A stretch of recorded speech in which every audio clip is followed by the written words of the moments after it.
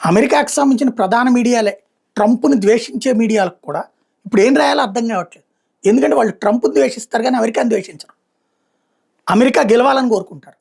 America గెలుపుని ఆశిస్తారు. వాళ్ళందరికీ కూడా ఇరాన్ విషయంలో ట్రంప్ చేసిన పని. అది కూడా ఎప్పుడు? అసమర్థ నిర్ణయం. వాస్తవంగా అసలు అమెరికా ఇన్వాల్వ్ కాకపోతే నష్టమేలే. Israel, Iran తేల్చుకునేవాళ్ళు.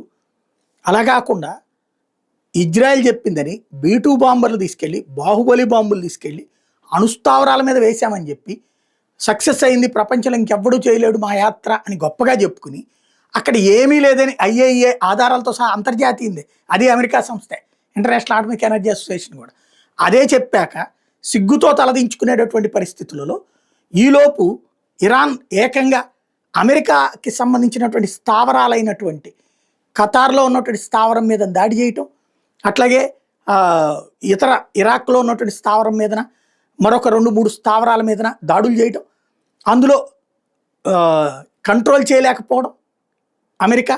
పైగా అది అయ్యాక అదైన కాసేపటికే అరగంట తిరక్కముందే కాల్పుల విరమణని ప్రకటించడం, అది ట్రంప్ స్వయంగా ప్రకటించడం, ఇరాన్ ఇజ్రాయెల్తో మాట్లాడానని చెప్పడం. అబ్బాయి వాళ్ళే నన్ను అడిగారు, బతిన్లాడారు, అభ్యర్థించారు, దాంతో చేశానని చెప్పడం. చూసేవాళ్ళకి అదేది గొప్ప మేధావిలాగా చెప్పుకునేటటువంటి వాడు ఇంత వేస్ట్ ఫెలోనా అన్నటువంటి ఫీలింగ్ క్రియేట్ చేసినటువంటిది. ఓవరాల్గా ట్రంప్ పరువు పోయింది, అమెరికా పరువు పోయింది. యుద్ధాలలో ఇట్లా పరువు పోవడం తొలిసారి. అందుకే వాళ్ళ మీడియానే ఎలా సమర్థించుకోవాలో అర్థం కాక తలబట్టుకుంటారు.